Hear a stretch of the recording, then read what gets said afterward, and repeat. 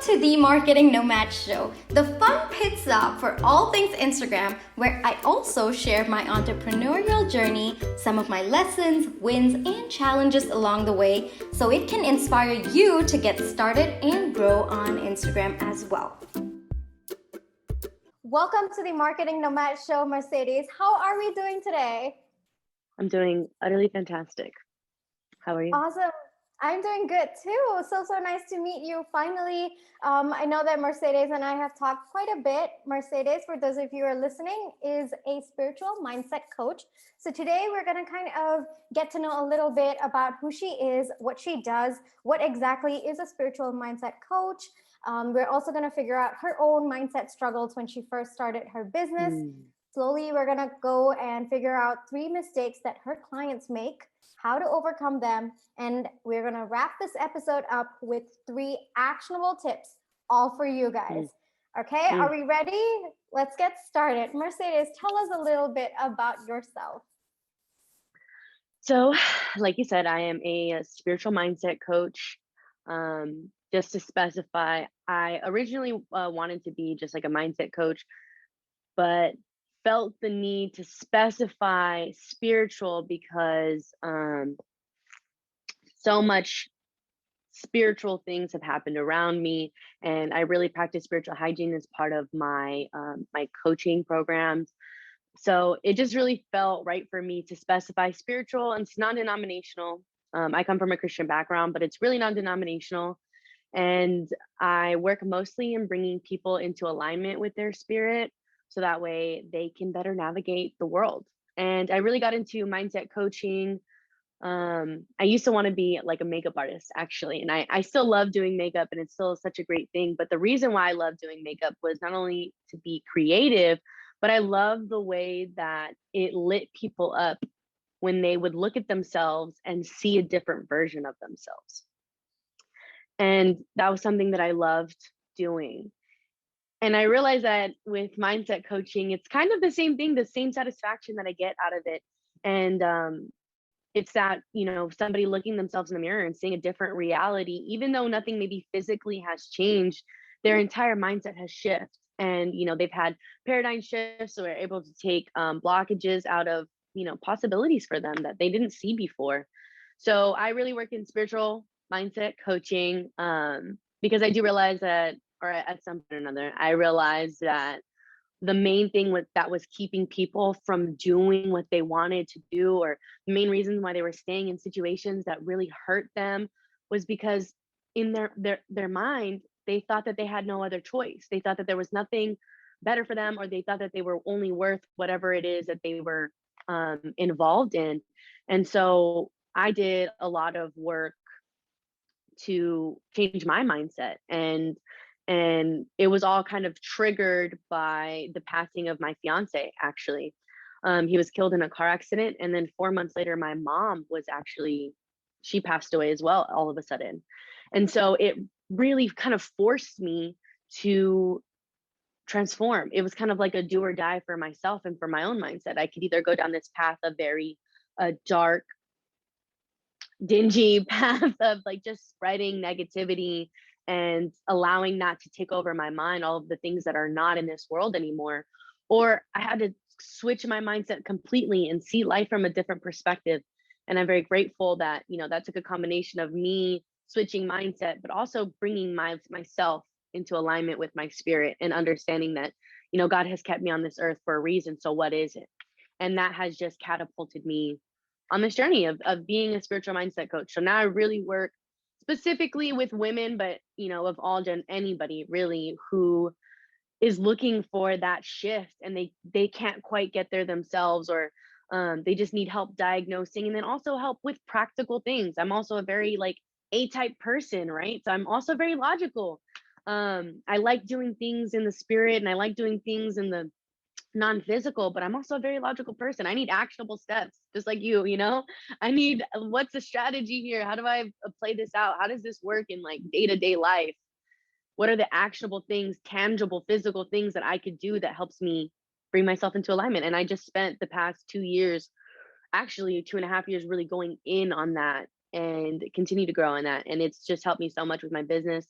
And helping me help other people, really. So that's what I do and why I do it. First off, really, really sorry to hear about your fiance and your mom. Um, yeah, I have no words. I'm so sorry that you had to go through all of that. And I think it's so beautiful that from what I would call a tragedy, you've emerged so beautiful from it. You've emerged so powerful and so strong, and you've decided to take it in a positive light. Figuring out that you're here for a reason. You're here. There's a purpose for you, a higher purpose for you on earth. And it's really beautiful how you are transforming lives around you. I personally have, watched your videos on IGTV, and they're very powerful. They're very inspiring for me as well. So I am in awe of you, absolutely. And how far you've come. Thank you. It's truly inspirational. So, Mercedes, a little bit about, being a mindset coach, a spiritual mindset coach. But when we are talking about mindset, is there a particular aspect that you focus on? Oh, yeah. So I really focus hardcore on self-worth to the point where I almost wanted to call myself a self-worth coach, but it just didn't resonate with me. But self-worth I find is often like the roots of all, mindset issues, feeling like worthy of changing a situation. That's the first step. Am I worthy? Am I deserving of this life that I want to live, or of achieving this goal? And sometimes people's goals they range, it's subjective, but that is kind of the core of where I really specifically work in. Is I help my clients, we attack that self-worth first, we go in on it, and then we grow from it. And then it just like from there, it's like a domino effect. Everything else just really falls into place once they establish, what, I am worthy of achieving everything that I want to achieve. I am worthy, and worthiness is innate, and it happens when you were born. You were born worthy. You wake up every day that you wake up is another testament to your worthiness. And we live in a society, in a world right now that actually tells us the opposite of that. We're constantly being bombarded by marketing, especially now. Just, you cannot escape ads. And we're constantly being bombarded saying, hey, you're not worthy of something, so we're going to give you something to fix that. Hey, you're not enough, so we're going to give you something that makes you enough. You're lacking in this way, so we're going to go ahead and this is what I'm trying to sell you, and it tells you that you're not worthy. And I preach the opposite, and I do that for free. You are worthy. Let's start there. Every day you wake up, boom, it's another testament. No matter who your God is, it's another testament that you still have worth and you still have purpose on this planet. So let's get after it. I really like that you've actually figured out the first domino, and that is self-worth. I think that, every single problem that, manifests itself, or now that I look back at the problems that I faced in my life, whether it was personal or professional, it all did come down to self-worth. Even when starting the business, doubting myself, with the toxic relationships around me, that was just a reflection of my own lack of self-worth. So, yes. Now that you say that, it definitely makes sense to me. And, the healthy relationships that I built very, very late in my life, like post 25 years of age, were because of that realization that, no, I am worthy of healthy friendships or healthy relationships. So really, really, I really like the fact that you found the first domino, which took me ages, honestly, to figure that to figure that out. Man, it takes an incredible amount of self-awareness. That's the first thing, and that's why I really got into the coaching. And I used to not see really a need for it. I'm very grateful and blessed that I grew up having an innate amount of self-awareness. And one of the first things that I remember, one of the first like non-fiction books that I ever got was from my cousin Natasha, who's actually my current life coach. So my eldest cousin Natasha, when I was like 12 years old, she bought me for Christmas The 7 Habits of Highly Effective Teenagers. And one of the habit number 1 is self-awareness, So I read that in as a preteen, and then read it again in high school, and then read it again in college for like actually my actual It was one of the books we had to read for my English composition class. And I've dived deep into it. And so I'm able to really kind of tear it apart. But self-awareness is kind of the first thing. And that's why I realized that as a coach, not a lot of people are self-aware or practice self-awareness. And that's why having a coach, it allows me to bring awareness to people's lives that maybe they don't have right at the moment. And that's where you kind of you hit that flow as a coach. You're like, yeah, actually you're this little part right here, you haven't quite gotten there yet. Let me help you with that. Oh, that's perfect. I was actually just about to ask you, why did you decide to become a coach? But you answered that absolutely very well over there. And talking about you being a coach, kind of tell us a little bit about what were your own struggles with mindset and with spirituality when you got into your coaching business. So, when I first originally got into decided to be a coach, it was not a spiritual mindset coach. It was very much just a mindset coach. The spirituality was something that I really was struggling with because I was struggling with my own denomination. I was struggling with being a Christian. I was struggling with religion just altogether, to be quite honest with you. And so I knew that there were mindset shifts that needed to happen across all denominations. I come from the Bay Area. I live in the Bay Area, San Francisco Bay Area. And so I grew up around so many different types of religions and so many different denominations of each religion that even though there's a lot of differences, at the end of the day, we're all still humans, still having to live this human experience. It still requires a mindset shift, whatever the basis of your beliefs is. I just found that there was a recurring theme. And so when I first started getting into coaching, it was really hard for me to add that spirituality part to it, even though I'm a highly spiritual person.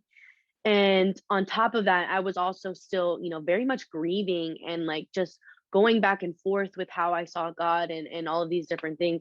But I wanted to focus on the mindset part. And a lot of the struggle, so that was the main struggle that I had with the spiritual part. The mindset part, and then it takes it back to the worthiness, was I was like, first of all, I was like, I'm so young, like nobody is going to even listen to me. How dare I call myself a coach? Like, you have to be, I had it in my mind, like I had to go to college, graduate from college, and then go to grad school and have a PhD in being a life coach or something. I didn't know how the process worked, to be quite honest with you. So I had to break through a lot of limiting beliefs for myself and recognize that this was put on my heart for a reason. Something that I always remember a lot is in You Are a Badass at Making Money by Jen Sincero. One of the first things in, I think, the introduction of the first chapter, she talks about desires and how desires are something that God puts on your heart. And desire, when you take it apart, desire means from the Father.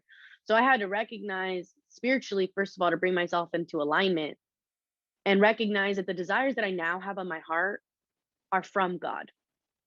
And that was really the turning point for me. And it actually rooted me more in my faith and made me realize, okay, not only am I a mindset coach, but I do need to bring God into it.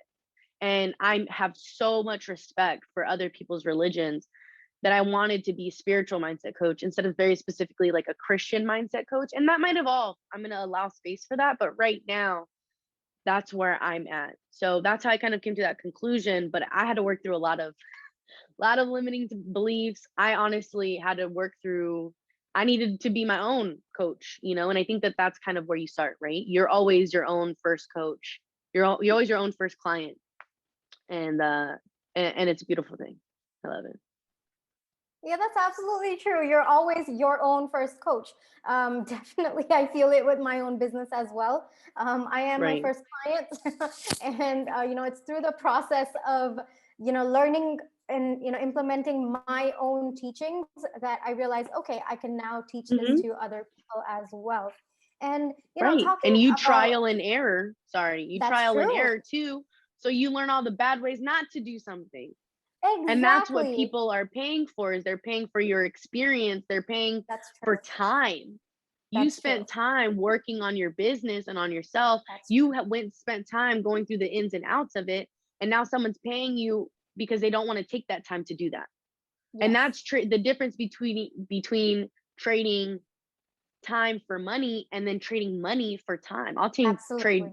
money for time any day. Money is just energy, but time is something that's precious, right? So sorry to say that. I always get into that. So No, I that's love that. absolute. No, it's brilliant. It's brilliant that you bring that up because, one of the biggest objections that I face as a coach, and I'm pretty sure that you will face it too, is that, well, I can Google all this stuff or I can figure all this out myself. But, Hmm. I know how much time I have spent on Google, and I know the crap that I found on Google just to find that little bit of, gem Mm. in probably page 10. So by all means, go ahead. If you want to do that, you Hmm. want to, but I have an approach for you that's going to get to where you want to be a little faster because I have made all Right. those mistakes. So, and of course, that comes at a price point because my experience counts for something. I am of Mm. some value, whatever I've been through. So, Mm. I definitely, feel that objection, and I really am impressed that you brought that up because it is a very important point for us as coaches to realize that our Hmm. experience counts for something. It doesn't Yes. mean zero, and we shouldn't be apologetic to put our worthiness out there, which is I think the theme of this episode. Yes. Yes. Absolutely. So so for those of you who are listening to this episode, if you are, if you want to watch the video version of this, it will be available on YouTube. I will put the link in the description box. You should see Mercedes, clicking her fingers and doing a little bit of a dance. Oh God, it's so much fun, guys. If you are listening on the podcast and you'd love to catch our shenanigans, come on to YouTube and you can definitely watch us as well. Now, okay, so talking about coaching and getting on clients, what are three huge mistakes that you see your clients making? um,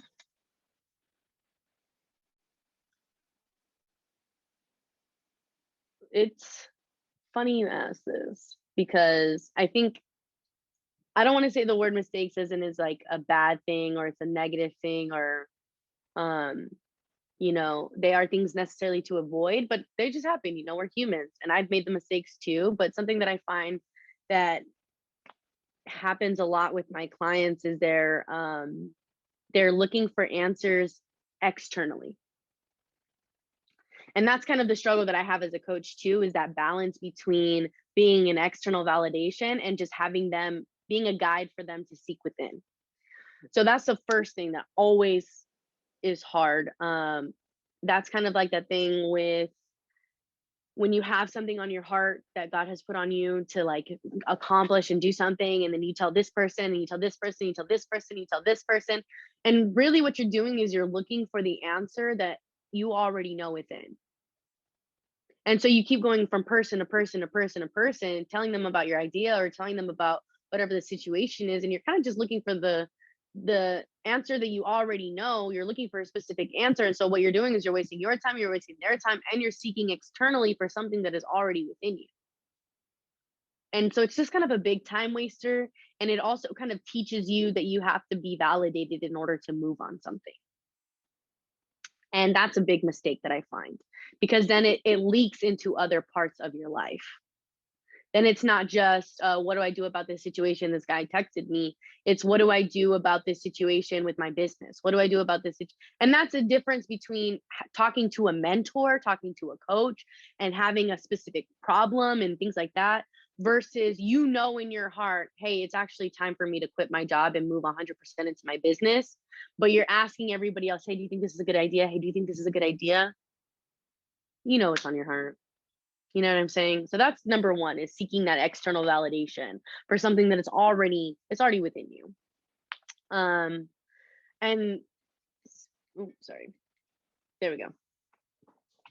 Sorry, I have my alarm that automatically goes on for 9 a.m. I have a 9 a.m., a 12 p.m., and a 9 p.m. alarm. Got to make sure that you have affirmations around you constantly. So the second thing that I see often in my clients is when they're doing bad, and by bad I mean like they were going to do something, especially my clients who are on the beginning of their journey, and they're working on one of the things that I really implement, which is being a person of their word.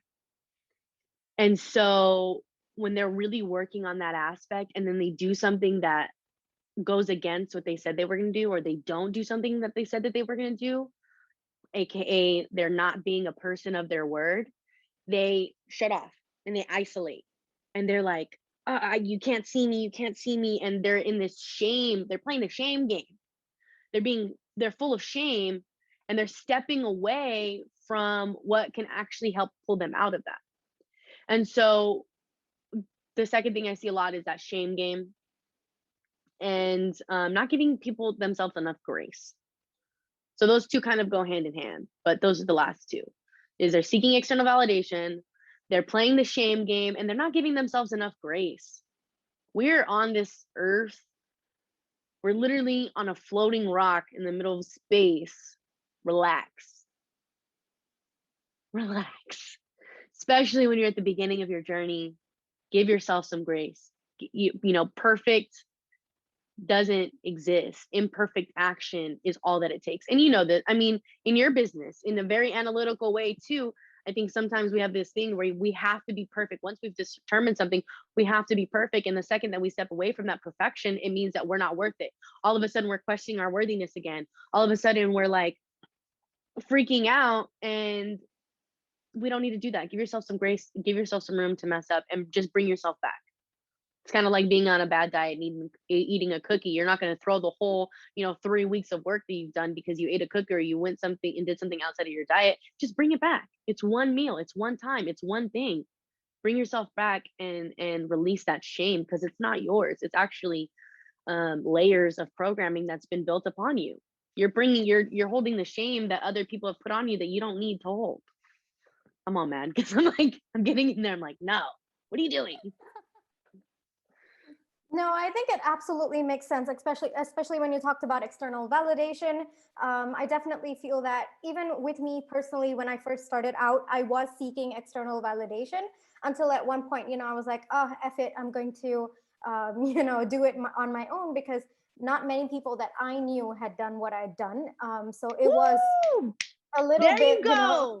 exactly. So for them, And that's what the I was point. doing was like, oh, what is she doing? Kind of thing. So none of them really Yes. understood my journey or what I wanted to do or where I saw myself. So I guess, external validation, as you said, only when you're Mm, seeking it with a mentor or a coach, they know how to handle that feeling of mhm, yours rather than seeking mhm, external validation from other people. mhm. And then I really wanted Right. to bring up, when you said shame and, give yourself some grace with my coaching business, especially. I've also noticed, because Instagram as a whole, there is no exact strategy that I can say, okay, well, you do this, you do this, you do this, and then you're going to get 10,000 followers overnight.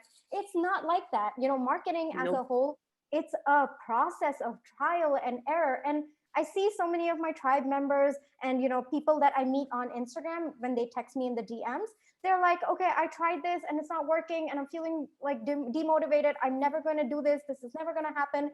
And that's when I'm like, no, you have to give yourself that grace as well. So I think you bring up such an important point, especially in this journey of being Mm, an entrepreneur. I think it is extremely important for us to not be shameful of failure, to not be mm, shameful of those small hiccups that happen along mm. the way, maybe multiple times a day, and also to give Yeah, us yes. exactly, and to give ourselves that grace that, okay, this happened, how do I go about it? Or one day I Mhm, have like, okay, yeah, well, I don't want to do work today. Give yourself that grace. It's okay. You don't have to 24/7 be in, that go mode and all of that. So I mm, really loved that you brought that up, because it as a coach, myself, it resonates so well with me. And these are mistakes that I see in my business as well. So for those of you who are mm. listening, I hope that you did take down Mercedes' notes over there. And just like a Yes. side note, what are those affirmations that you said? 9 a.m., 12 p.m. I think you said you had an alarm. What was that all Yeah. about? Yeah. Even as a coach, and I find that mindset work is even more important the more that you level up. Yes. Because with each new level of success, you have to break through more limiting beliefs. Like, you're constantly breaking glass ceilings. And so for me, one thing that I know as part of my love language is, being affirmed. And God does this to me all the time, by the way. Spirit, you know, is really good about speaking to you in your love language. And my love language is words of affirmation. And so I want to have that for myself. So I have an alarm at 9. And this is how it started actually, is that after my fiance passed away and my mom passed, I there would be months where I would not leave like my aunt's couch. I was living on her couch because I couldn't stay another night in my apartment that I had.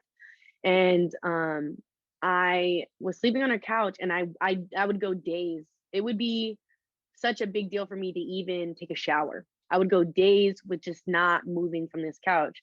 And so I wouldn't wake up. My sleeping pattern was all over the place. And so one of the first things that I ever did was like, I just set a boundary for myself. Listen, you have to be up by 9 a.m. No matter what my day is, no matter what's going on, whether I'm working or I'm not, you have to be out of bed by 9 a.m. because this is such a big deal.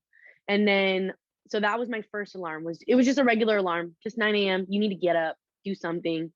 And then I added the affirmation because I realized that one of the things that I also struggle, and this was when I was working with my coach about a year ago now, I added the affirmation that I am enough, that I am worthy and I am enough. And that was something that I really was struggling with when I first started my coaching business and when I first started even my podcast. Was I was like, really, I felt like, who am I to do something like this? Who am I to achieve my dreams? How dare I do something like this? I'm not worth that. So my coach challenged me. And so the first affirmation is I am enough. And then as I've gone, I put another one at noon because I was working. I saw the 9 to 5 that I was doing. And at around noontime, I was just like over it. I was over it. And I was just like tired of it. And I was like feeling like a very big spiritual being, having to be confined in this space, in this corporate environment. But I knew that it was for a purpose, and it's great because I don't work there anymore. But listen, I had to have something at noon that just reminded me again, that word of affirmation that gave me that tap of spirit when I was at work, because I was very in a physical, worldly world at work, and I wasn't attached to my spirit. I had to detach actually in order to be there because I was around so many people and I couldn't deal with so many people's spirit guides. But anyways, so I added at 12, it says, I am divine and divinely made. And this is just a reignition that, hey, remember, this is just the physical world. We got a lot of other things going on. Tap into that. Don't we can turn it off for a little bit, but don't ever disconnect. And then at 9 p.m. I have another one, and it says I'm enough. So I have the 9 a.m., the 12 p.m., and then the 9 p.m. Oh, that is beautiful. My love language is words of affirmation as well. And I'm pretty Yeah. sure that this is something that I'm going to implement in my life as well. It's Yes. beautiful. It's You so should so try. subtle, but I'm pretty sure it definitely makes a difference just hearing that once or twice a day. Yes. And it's funny because it was something that was very much for me. But one thing that I did was I made it an alarm that actually was an alarm. So it has a song to it and it actually is loud. And so what would happen is I would be around my friends and, hang out with my family, and the alarm would go off and they'd be like, oh my God, is it 9 o'clock already? I am enough. I am enough. And like, it became a thing. And then all of a sudden, a few of my friends who were around me, they created alarms because they realized that they were being so hyped up by my alarm. And this is where energy comes in. And this is the Yes. difference between seeking external validation and then having an actual Yes. spiritual collaboration where they were inspired by that and they were like, wait, I want that for myself. Yes. Yep. And so I have,